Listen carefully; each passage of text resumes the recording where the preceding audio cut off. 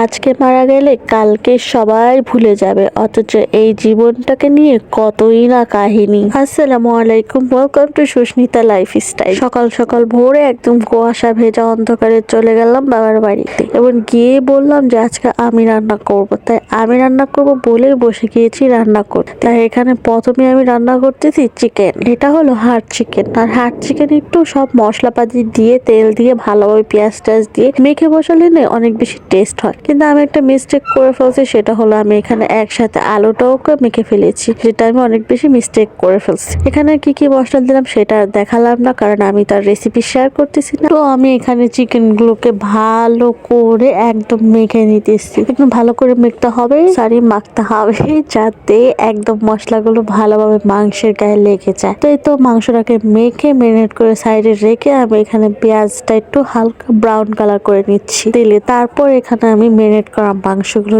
দিয়ে এখন একদম অনেকক্ষণ যাবত এই মাংসটাকে কষাবো, যতক্ষণ এই মাংস থেকে পানি বের হয়ে আসছে এবং পানিটা দিয়ে এই মাংসটা কষানো হচ্ছে এবং উপরে একদমই তেল বেরিয়ে আসবে। এখন আমি মাংসটাকে ভালো করে কষিয়ে নেব এবং পাশে আমি আরেকটা আমার ফেভারিট তরকারি বসিয়ে দিয়েছি, বেগুন দিয়ে রুই মাছ দিয়ে তরকারি রান্না করব। তো এখানে মাছগুলোকে আমি আগে ভেজে নিয়েছি, কিন্তু সমস্যা হলো আমি যখন বাসায় মাছ ভাজি তখন অনেক বেশি সুন্দর হয়, আর যখন আমি আমার মার সামনে এসে মাছ ভাজি না তখন একদম ভেঙে চড়ে শেষ হয়ে যায়। তারপরে আর কি করার, ওই ভাঙা মাছ দিয়ে এখন আমি তরকারি রান্না করব। তো এখানে বেগুন ছিল, বেগুন তরকারিটা রান্না করতে সব মশলা দিয়ে বেগুন গুলোকে আমি অনেকক্ষণ ভাজবো। বেগুন তরকারিটা না ভাজা ভাজা রান্না করলে না কেমন যেন একটা অন্যরকম ফ্লেভার আসে। তো ভাজা শেষ করে তারপর আমি এখানে যতটুকু ঝোল দিব সেই ঝোলের পানিটা দিয়ে দিয়েছি। আর এখানে মুরগিটাও দেখছেন কষানো হয়েছে, তেল বের হয়ে আসছে, তারপর আমি কিন্তু ঝোলের পানিটা দিয়েছি। আর এখানে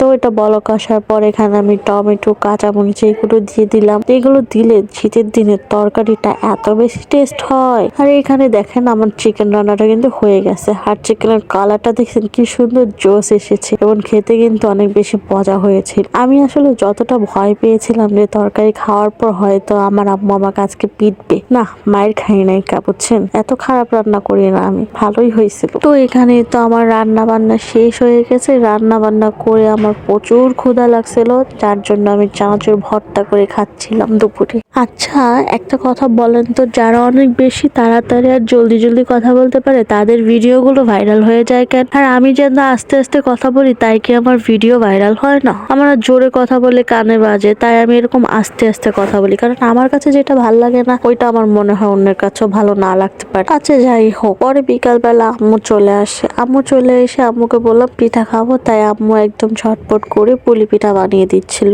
ঘরে নারকেল ছিল, চিনি ছিল, তো আম্মু বললো গুড় তো নাই, আমি বললাম চিনি দিয়েই তৈরি করে দাও। চিনি দিয়ে যে নারকেল দিয়ে এরকম ভেজে পুলি পিঠা খেতে এত বেশি মজা লাগে, বিশ্বাস করে লাইফের ওয়ান অফ দ্য বেস্ট পিঠা ছিল এটা। মানে এত বেশি মজা ছিল পিঠা, আমি একদম রাক্ষসের মতো খেয়েছি। একদম সোজা সাপটা কথা, আমি পুরো রাক্ষসের মতো খেয়েছি। এখন আপনারাই বুঝে নেন পিঠাটা কত বেশি টেস্টি ছিল এবং কত বেশি মজা ছিল।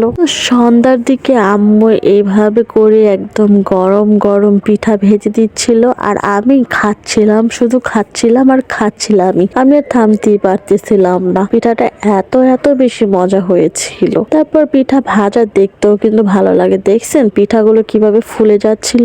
আমি একটা আপনাদের ভেঙে দেখাই, দেখেন কতটা সুন্দর আর কতটা ভালো হয়েছে। তো দ্যাটস ফর টুডে, আল্লাহ হাফেজ, প্লিজ শেয়ার দিস ভিডিও।